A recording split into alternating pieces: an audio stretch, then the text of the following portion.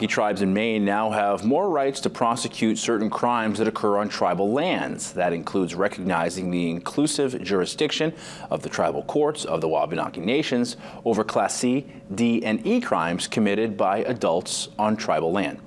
In addition to expanding the authorities of tribal courts to prosecute certain crimes, the bill signed into law by Governor Mills also allows the Penobscot Nation to regulate drinking water on Penobscot tribal lands.